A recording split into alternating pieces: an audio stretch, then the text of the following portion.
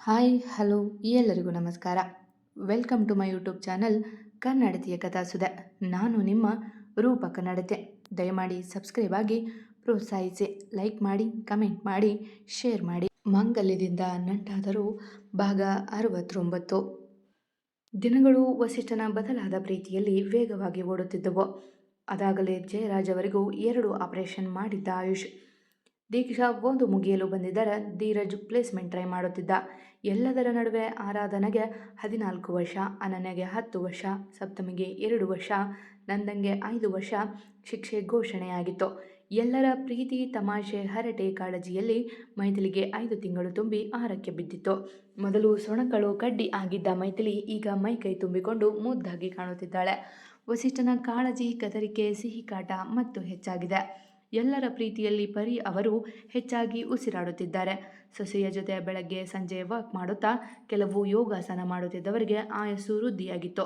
ಎಲ್ಲದಕ್ಕಿಂತ ಮುಖ್ಯವಾಗಿದ್ದು ಮಗನ ಪ್ರೀತಿ ಅವರನ್ನು ಇನ್ನಷ್ಟು ದಿನ ಹೆಚ್ಚಾಗಿ ಉಳಿಸಿಕೊಂಡಿತ್ತು.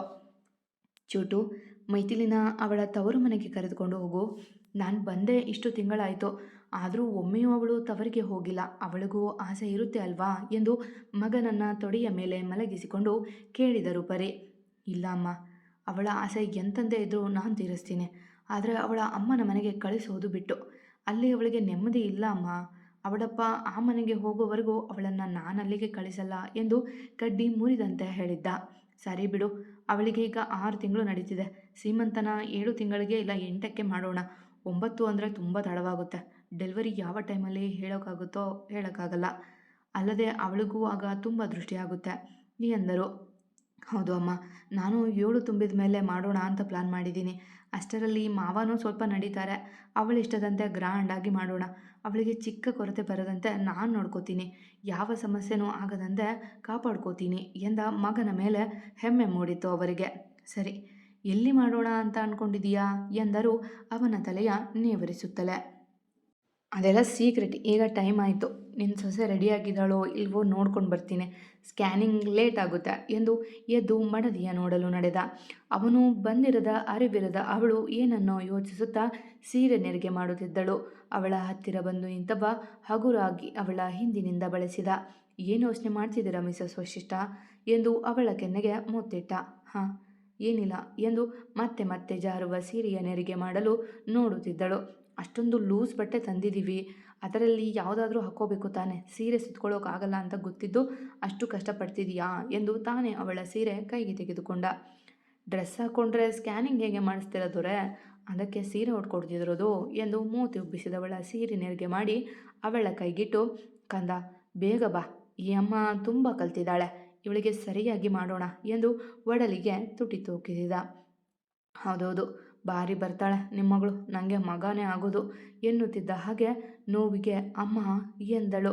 ಏನಾಯಿತು, ಹೊಟ್ಟೆ ನೋವಾ ಮೈತು, ಕೂರು ಎಂದು ಆತಂಕ ತೋರಿದವನ ಕೈ ಹಿಡಿದು ನಿಮ್ಮ ಮಗಳು ಕಿಕ್ ಮಾಡಿದ್ಲು ಎಂದು ಖುಷಿಯಿಂದ ನುಡಿದಳು.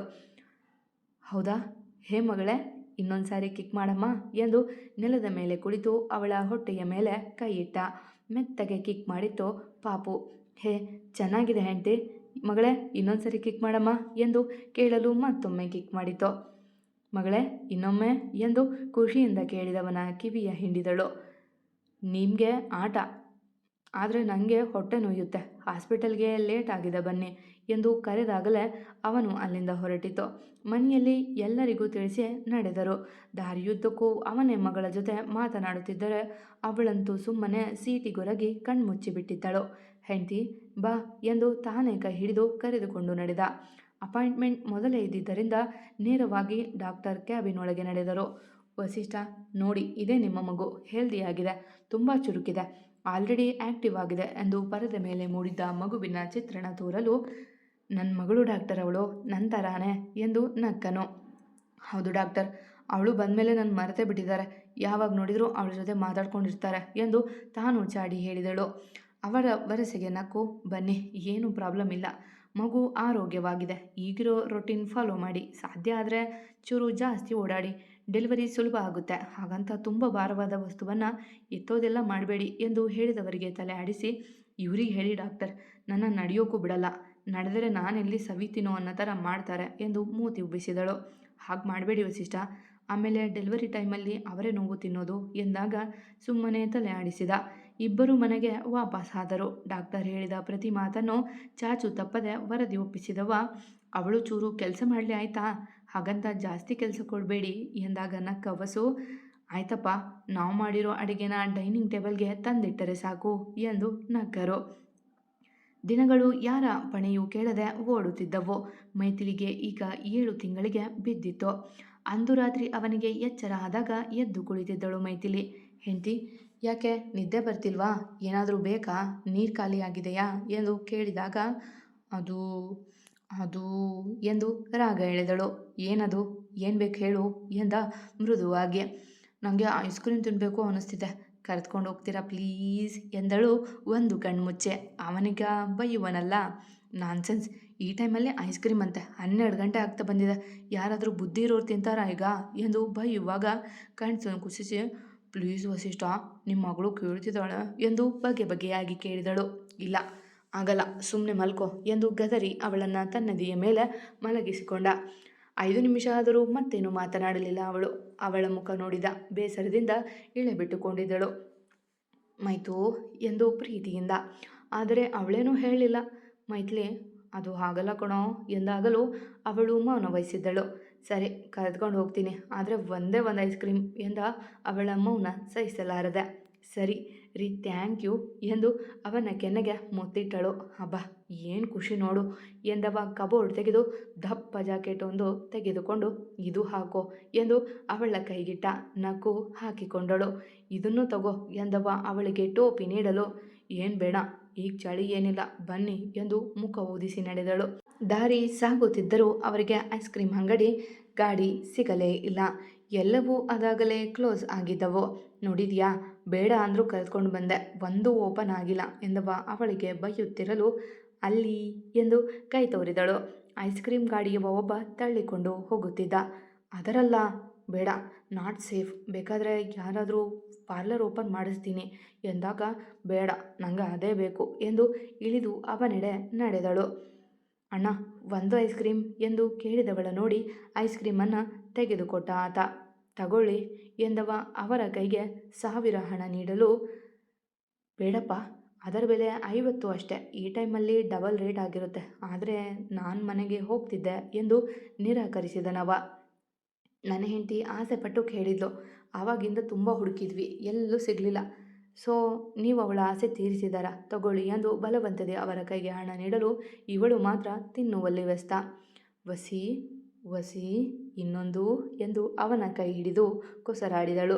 ಏನು ಬೇಡ, ಈ ರಾತ್ರಿಯಲ್ಲಿ ನೀನು ಕೇಳಿದೆ ಅಂತ ಹೊರಗೆ ಕರೆದುಕೊಂಡು ಬಂದಿದ್ದೆ ತಪ್ಪು, ಅದರಲ್ಲಿ 2 ಐಸ್ ಕ್ರೀಮಾ, ಬೇಡನಾ, ನಡಿ ಎಂದು ಗದರಿದ.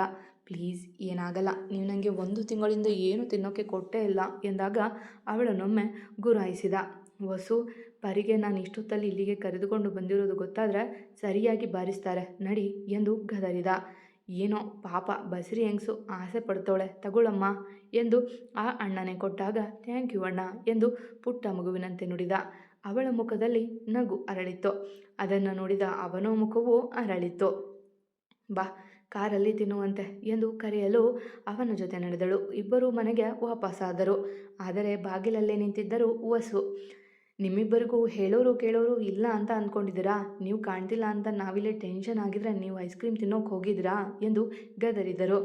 ನಾನಲ್ಲ, ನಿಮ್ಮ ಮೊಮ್ಮಗಳೇ ಎಂದು ಮಡದಿಯ ಮೇಲೆ ಎತ್ತಾಕಿದ ವಸಿಷ್ಠ.